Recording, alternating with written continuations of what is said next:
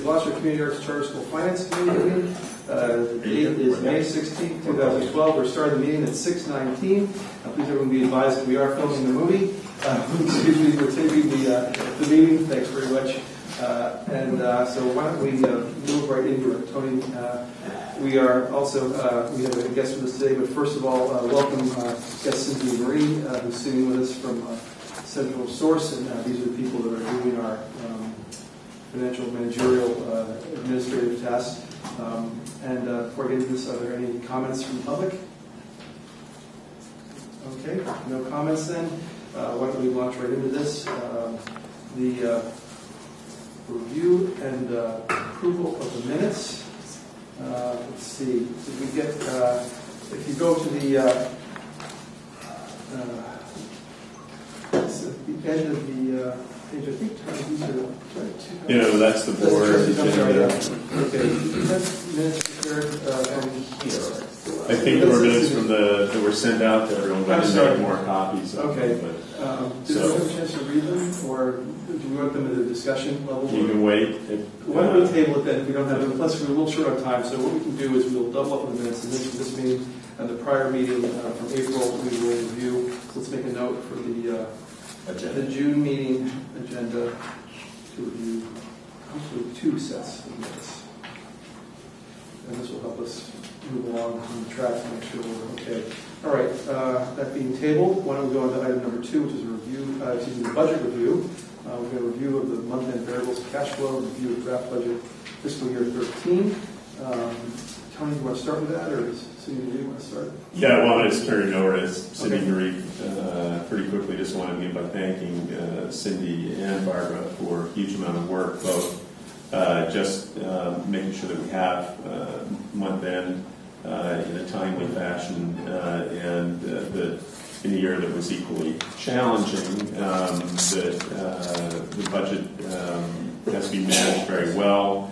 As you will see, that we will go through the year without a deficit, and I think that is in large part due to extraordinary work by Cindy Marie. And so it's great to have her on board, and as you'll see from the budget work in the presentation when we get to that for next year, equally great to work with her. So, Cindy, thanks. You made it easy.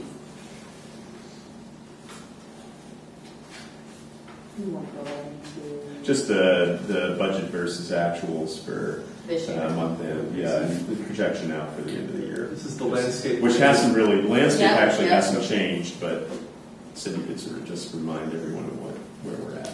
Yeah. So on the income on the tuition side, I increased the tuition income, but I decreased the private contributions because we're trending pretty far behind there. So.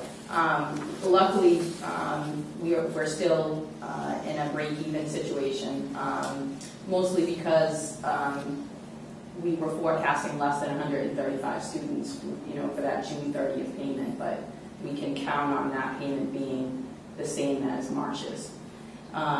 So, we did kind of get lucky there. And, we've been staying on track on the other expenses. So, I think we'll be fine. I think that the grants really helped us out quite a bit as well. And I don't know if people have questions about this year. Not too much to really talk about at this point in the year.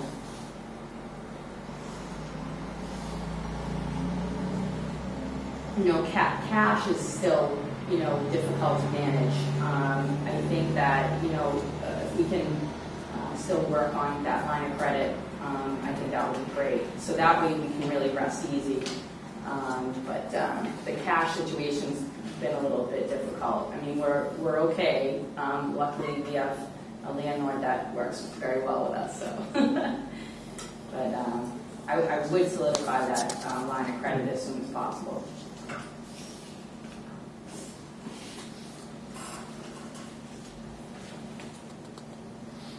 I just want to give people a minute to see if they have any questions. And do you want to start with next year's budget? Sort of. This review was.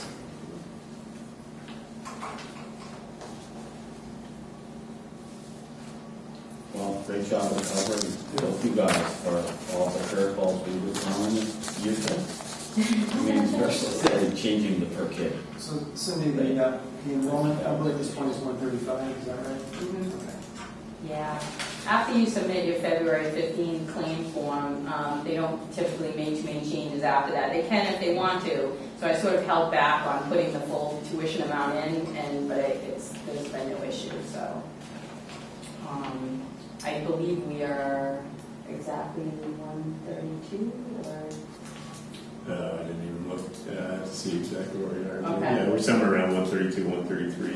Yeah, like that. yeah. And the enrollment, as you know, has fluctuated, gone up and down as it does throughout the year. Economy has been particularly harsh on families in the area, which I've mentioned almost every board meeting. But we've had more families leave the area and the state to get jobs than you would see in a healthy economy. And I think we ended up in the end having 3 or 4 families move to Florida, a couple to Vermont and Maine. Each, and that's been hard. And I don't think it's gotten a whole lot better, to be honest. They say that it's trending. Building industry is an indicator, and some others are looking a lot healthier, but it doesn't feel that way to most families that we work with.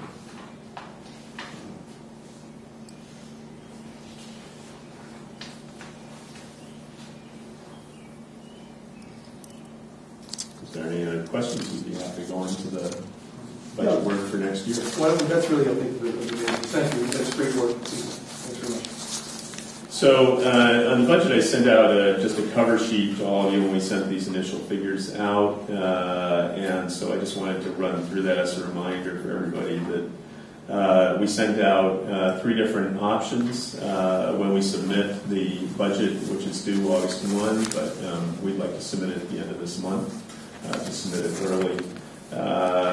The budget needs to sort of, along with containing all the various line items that you would expect, it needs to indicate a level of enrollment that you think in a conservative projection that you'll have in the school, and you have to use a per head tuition rate.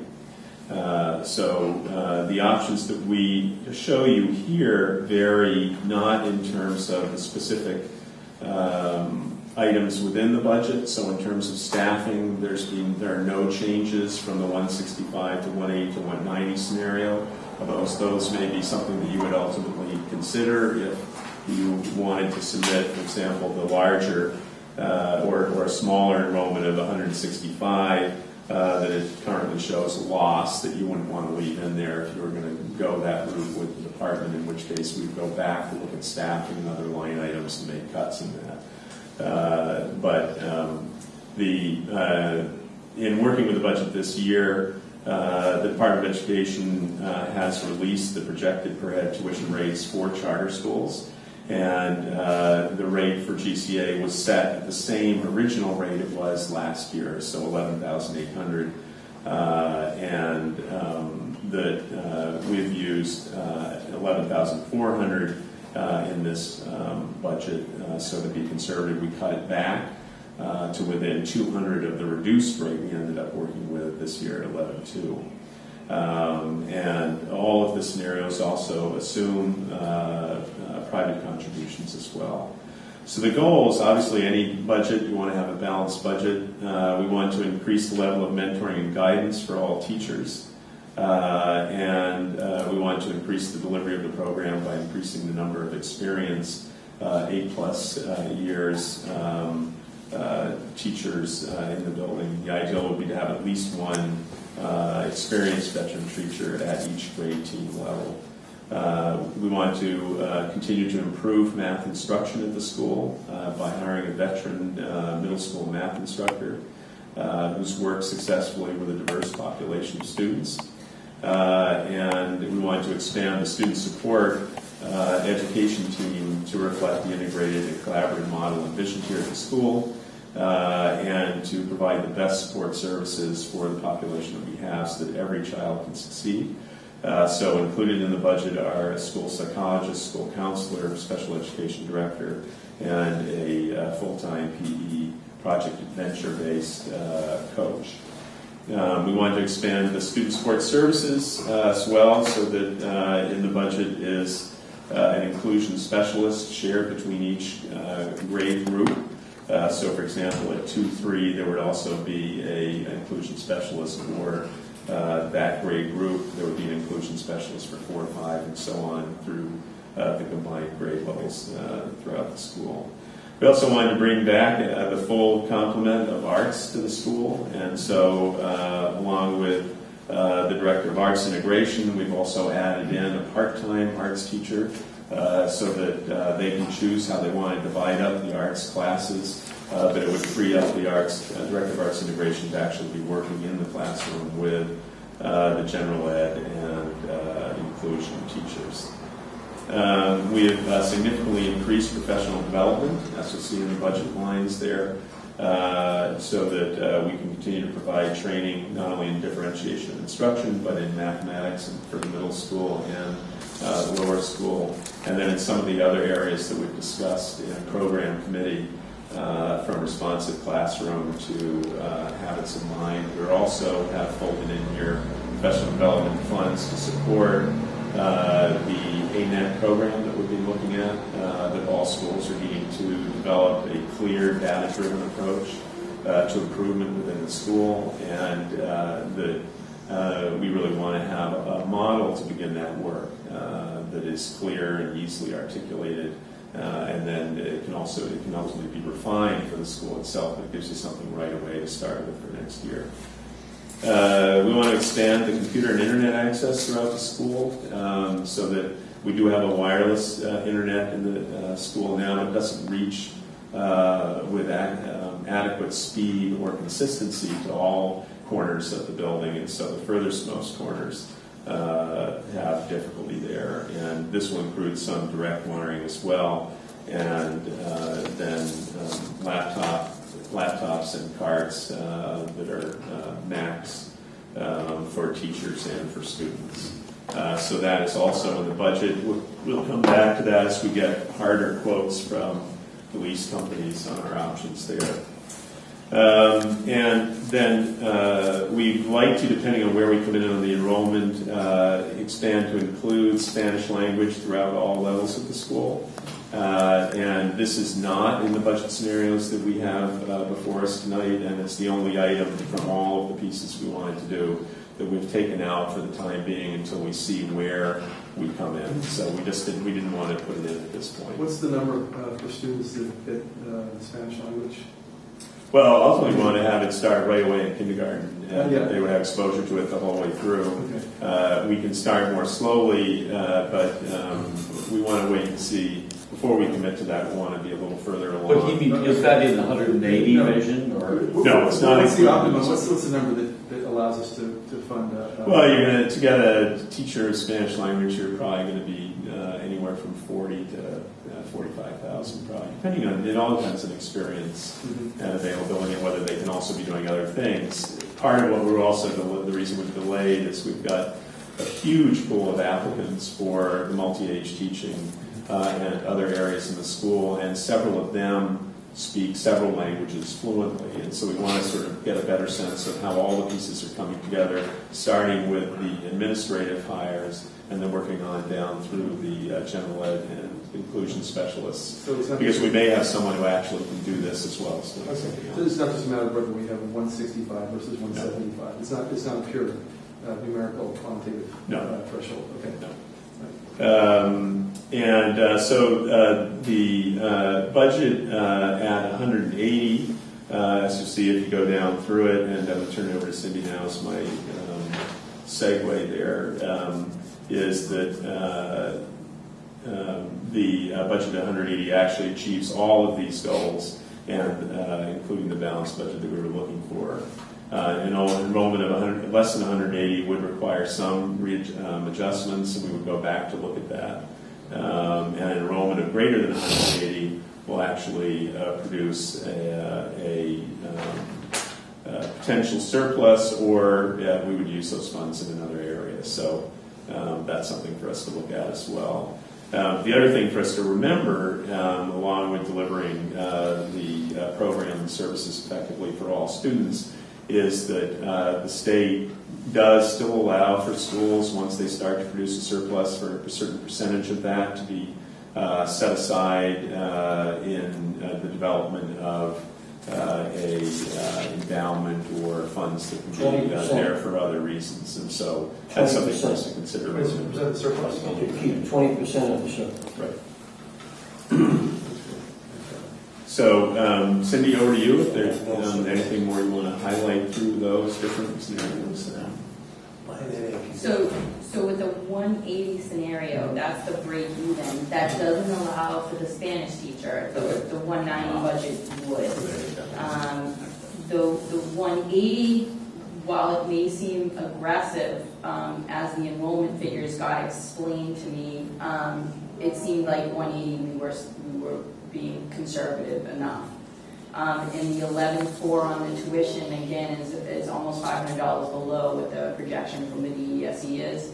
So that's down more than 3% from their projection. It is up only $200 from this year's. So that really is a gamble. The tuition rate, you really just don't know what they're going to do. But I think where you're in expanding school and with your grants increasing and where we really haven't really increased that number, I think overall, I think the 180 budget is conservative enough so that we don't end up in the same situation that we started the year with. I'm glad you did the 165 too. Yeah. Because at first, before I talked with Tony, I'm like, there's no way we should do more than 165. But then after I spoke with Tony about the enrollment figures, I think if that's better. This was the backup document you used to justify this, right? Right. Is this different than the last Yes. a month ago? So these are they've changed from before. Fair. So if you want to just take a look at the enrollment activity, and I added in the columns. You remember from our last meeting we talked about dividing up the total enrollment into new enrolled and returning enrolled, and then having columns that indicated those who have been selected already in the lottery but have not finished their paperwork, and those not yet re-enrolled. So just as a reminder to everyone, we decided to be much more proactive and clearer about what it meant to be enrolled. So last year, you remember, we had a pre-enrollment of 196, and then we had an opening door enrollment in September of 137. So this year we wanted to track that much more specifically. And so we decided that an enrolled student actually had to be, for new enrolled students, that they've actually filled in their record request form to have the records sent from their sending school, whether in the district or outside the district, which is a pretty strong indication that they're coming. And for our re-enrolling families, that they've completed their documents for coming in September, because as a regular public school or a public charter school, students don't have to re-enroll every year. Just like in any other charter school, the expectation is they're coming unless they indicate otherwise. But we wanted to have something which provide an opportunity for a family to say, oh, we're moving, or we've got a change in address, we've got something else going on. So we sent out forms asking just to indicate that they were coming back and update their emergency contact information, update the other information necessary, so we'd have a real sense of what was happening there. So if you take a look at that, we have 138 students who are fully enrolled. That means they've completed all that documentation. Of those, 66 are new families, 72 are returning. In addition to that, we have another 31 returning families who have indicated that they are coming back but haven't yet completed the paperwork. That's over here, That's under the column that says not yet re-enrolled. So that puts you at 169 as of today that you can fully anticipate are coming. In addition to that, you have 34 that were selected in the lottery who haven't completed their paperwork, and that potentially puts you up to 203. So to budget at 180, where just your current fully enrolled students and those who are returning puts you at 169, essentially 170 as of today. And we continue to enroll families right through the summer last year. I think we're in very, very solid But shape. have you spoken to the 31? We have. Can you really bank the whole 31? Darn close, yeah. And they're just sloppy, is what it is? No, I wouldn't go that far. I think that we've moved to an online form system, which Dave as a parent could probably talk to, and maybe not always glowing terms, but as with any new technology, we've had some difficulty with our online forms. And so we had families, both new and returning, who sometimes filled in the form several different times, and then it didn't show up. And so, or they weren't sure it came through, and then when we checked, we didn't have it. So we've been working with Edline, which is the company that does the online forms for us. We think we've got the bugs out of it. Ultimately, it's a great system because all of our forms information from your emergency contact information to your address and contact communication information goes directly into our database. So, yeah. May I suggest a pretty quick way to resolve this? Can we have Nikki call in the evening these 31 families? She calls them all. She's already called all of them. They've all said they're sending the paperwork in. Every single family's being called at least once in terms of following up on this. So as a betting man, that 169, the 31 and the 138, you would put I would. money down. Yes, at I would. 169. In fact, the Even $5 that. you already bet me once before, I I'll wish- bet you again on that one. It was and then 10. when you You lose it on the insisted it was first one, 10. I'll give it back to you. Everybody want to hear the bet? He bet that he would have a sign up in the threat by August 1st done by a professional sign maker. That's right. We digress. Yeah, a little bit. The order that you say, kind of stays Some like of that. the next. So, Tony, can we go back to the budget for a minute? Yes. And maybe there's some question for you, Cindy, as well. There's a number of grants listed here. What grants are those? Those are just your federal entitlement grants, so your Title I, your SPED, and your Title II teacher quality. And I think that's a conservative number, seeing as it's pretty close to this year's, and you'll have higher enrollment, and you're expanded, so. So that line would be higher this year. Yeah, so it's actually normed forward, and so just for clarity there, it's a significantly expanding school. Our expectation is that at a minimum, the number of families that qualify for free, and the percent of our population that qualify for free and reduced lunch, and for other areas of funding that grants would apply to will actually go up. But when you're budgeting it, you obviously want to be relatively conservative in terms of the way you're putting it together, so that you're not depending upon any of those things. But the likelihood is obviously. So is this like a percentage more from where we are this year? Is that how you did it, or how do you project that? It's almost comparable to what we're getting this year. We actually, the FY12 Title I, we moved so that we receive that money next year. Because of how it needed to be allocated, we needed to have certain programs in place to receive that funding. So we sort of deferred about $20,000 there into next year, and then the SPED, which was $40,000 this year, we're keeping at $40,000. The Title I, we've got it 30 plus the 20 we deferred, and then the Title II teacher quality we have at 10. That's $100K. That's almost guaranteed. It could be another $20,000. And remember, the other difference you're seeing there when you're looking at current is that in your annual forecast is that this was the last year that we received the startup grant funds, and so that's why you're seeing such a significant difference. So even though it was normed forward, which would be a conservative approach, it looks like there's been a significant drop, but it's actually just the loss of that startup. With the, by the way, Mike McCullough is here tonight with us. With the idea of concentration on grants from the outside, is there an anticipated amount put in there on that?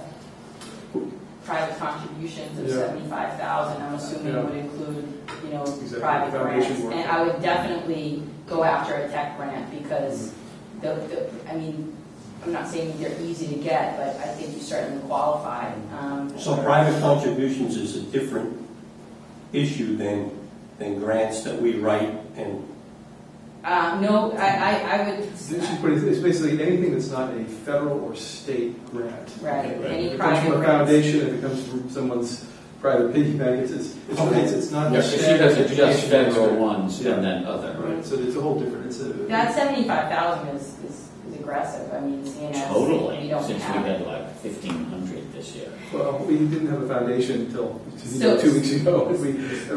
But I wouldn't want to like make another column for, tech grant and, for private grant and private contributions. I think your goal should be 150,000, you know what I mean? I do think the tech grant should be, I can put together a list of all the places where I would apply for a tech grant. And I think also Mass Development will provide the loan to get the technology. So I think if we could get at least 50,000 in the technology grant, and I think that you guys have some private contributions in the works that would apply towards this 75. So, but again, it looks very aggressive. So. Can you give Mike your card too, so that he can communicate with you? Mike's going to be helping. Rate some We money. haven't really begun to scratch the surface. We've had a couple of introductory, meetings with people, and in a lot of cases with all the private foundations, you have to develop a relationship first. You just start. It's a long road, but I think. I would agree. That's a long, tough road. Mike, the first entry into this contribution account paid Joe Knowles reimbursing us for that survey that he promised and swore that he would we reimburse have to us review for. the tapes. We did put 3,000 for that. Okay, So we have to make sure. 3 down, 7 to go. So we have to Yeah. sort of monitor that. But that So watch the 7 tape would again. 10% of that 75. It would help. Do you think that's I going just to have a happen? question, Tom. Yes. On let's see, there's a line item here for furniture. Can't find it in a second. Have we added in the purchase of furniture for the K1 grades? Yeah, we actually have some very specific information in on the furnishings for those 2 classrooms, and we add an additional 20% to where the costs are coming in currently for that, and so we've got $15,000 in the budget just for K1 in furnishings.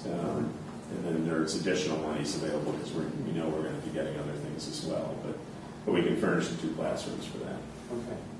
We could certainly use a lot more money for supplies, but you got to work with what you're going to work with. But there's 3 for projectors, 15 for K1, and then that averages out to be about $200 per student left for other supplies, which isn't a whole heck of a lot So it's across the school, it's 200. per student. Okay. Just make sure that, Shay spends that just on the art department. And so does this include any purchase of textbooks or, like we're looking at a web-based math program possibly as a supplement? To Yeah, you're under that instructional supplies and materials budget of the $54,000 there. That's in there as well. It depends on what we actually do with that, because one of the programs we looked at was internet-based and quite reasonable.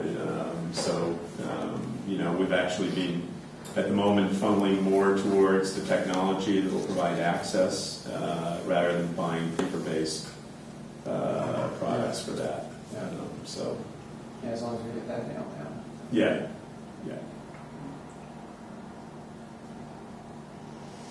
So I'll just put in a plug for, if we end up on the right side of this budget to put some money aside for professional development, because I think we can use that as we're building out. So it's one of the priorities for the year. Yeah, absolutely. And I think we have, just there, I think we have 30,000, maybe 35,000. There's 30, so Yeah. it's up 12,000 from this year. Well, I have one last question. What about the athletic facility situation, Tony? Well, that would fall again on your instructional supplies, but we're going to have to, we're going to have to take a really hard look at that in terms of the grants. I mean, obviously we got the $5,000 from Lowe's as a gift, which is great, but a lot of that will go to the playground for the K-1 students, and our costing at the moment for if we're going to create a large fenced-in basketball area at $19,000 approximately, if we went with Cleveland Fence or one of these other producers, we're going to have to go out and do some additional fundraising to make that happen. There's no way to do everything we're needing to do in personnel at the 180. Now, obviously, the minute you start increasing beyond that, or if the grants come in higher, which we fully anticipate they will, then we'll have more available for that. So the assets that over 5,000, you would have to throw them on the balance sheet and then depreciate them. So that would help, but it wouldn't help on the cash side. So the line of credit. So if you spent $15,000 on the outside and we capitalize that and depreciate it over 10 years, that's not going to impact your P&L the full amount. It will, however, impact your cash. So I think it would work if we get the line of credit. But the other thing I think we have to look at is that we really need to go out and start to move from a per head tuition based budget to go out and do some aggressive fundraising for the school. And I think that's always much harder when it's just the dream. Now with the reality, most people when they walk in this building and they see what's happening with the students, see the facility, they're very excited about it, and I think we ought to recognize that and start to bring people up. Sorry.